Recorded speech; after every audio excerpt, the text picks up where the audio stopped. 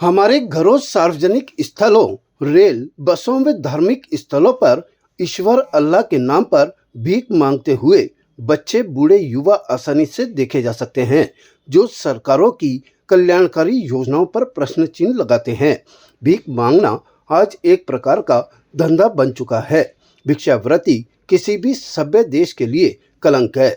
यह एक सामाजिक बुराई है। अब यह लाइलाज गंभीर रोग बनता जा रहा है।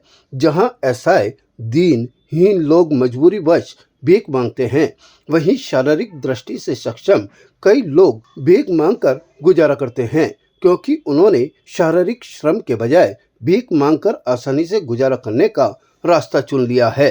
21वीं सदी में जा रहा हमारा देश एक तरफ कंप्यूटर, इंटरनेट की दिशा में प्रगतिशील है, वे विकास के बड़े बड़े दावे कर रहा है, वहीं देश में एक तबका भीख मांगकर पेट भरता हो, तो यह सभी के लिए गंभीर चिंतन का विषय है।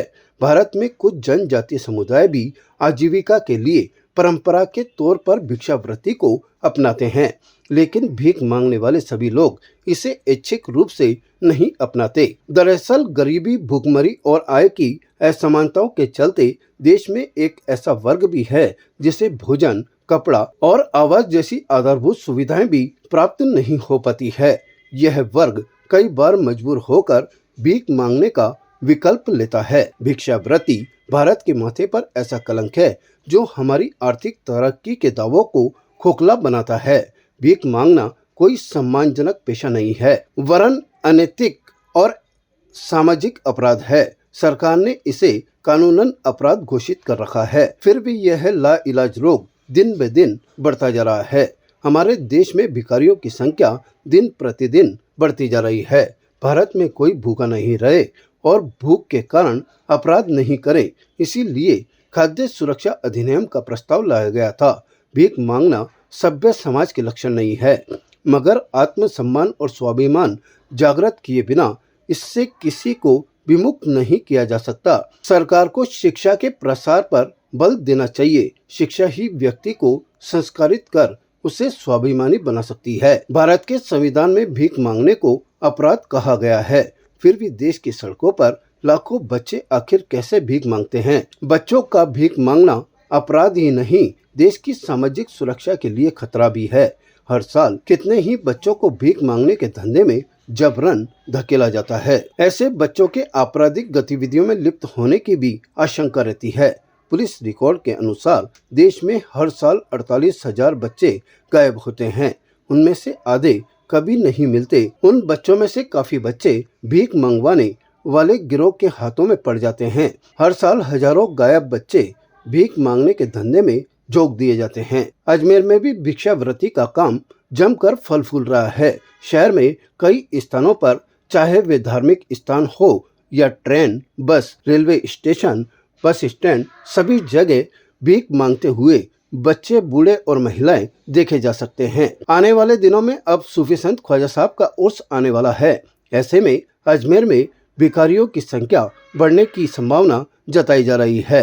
इन दिनों भी काफी संख्या में भिखारी कई स्थानों पर बैठे हुए भीख मांगते हुए दिखाई दे जाएंगे। अभी कम से कम हजारों की संख्या में भिखारी है शहर में, अजमेर शहर में। और उर्स मेले के दौरान अभी जो 812वां उर्स आ रहा है, और भी अधिक से अधिक नए नए जो बाहर के भिखारी है वो भी अजमेर शहर में गतिविधियाँ फैला रहे हैं। और दरगाह इलाके से लेकर दिल्ली गेट, गंज, दौलतबाग सर्किल और मदार गेट, जहाँ देखें वहाँ इनकी बहुतायत में तादाद बढ़ गई है। कृपया इन पर लगाम लगनी चाहिए। अवांछित गतिविधियाँ भी है, उनको भी अंजाम देते हैं। नशेड़ी है, नशा भी करते हैं और जेब तराशते भी है, कई प्रकार के ये काम करते हैं। और साथ ही ई रिक्शा वगैरह जो बहुत ज़्यादा हो गए हैं, जिन बिना लाइसेंस के भी लोग वाग चला रहे हैं, व्यक्ति चला रहे हैं, उनको भी प्रशासन को चाहिए कि वो कोई हादसे का शिकार नहीं करे किसी को।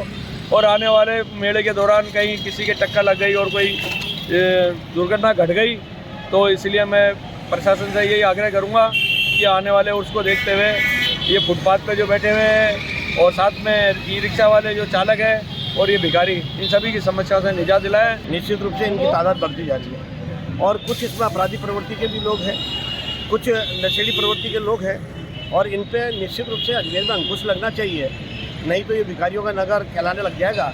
इस पर अंकुश लगाने की इतनी आवश्यकता है कि आप देखिए दौलतबाग बजरंगगढ़ और राम प्रसाद घाट, ऐसे कई क्षेत्र हैं जहाँ पर ये लोग अपना डेरा जमाए। स्टेशन पे देखिए आप छीना जब्ती करते हैं शाम के समय, सुबह के समय, कई मतलब व्यापारी वर्ग के साथ भी घटनाएं घटती हैं।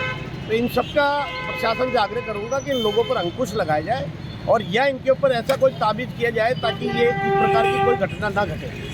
पहले नगर निगम ने अभियान भी चलाया था, कुछ ही नहीं हुआ। देखिए नगर निगम बेचारी आती है शाम के समय, इनको लेकर भी जाती है, इनको आश्रय स्थल पर भी ठहराती है, लेकिन ये लोग वापिस भाग जाते हैं क्योंकि इनको जो दानदाता है कंबल वगैरह बांटते हैं तो ये क्या करते हैं, उसको बेच देते हैं, फिर नशे करते हैं। ताज़ा खबरों के लिए देखते रहें सरेराह न्यूज। अपना फ़ोन उठाएं और सब्सक्राइब करना ना भूलें।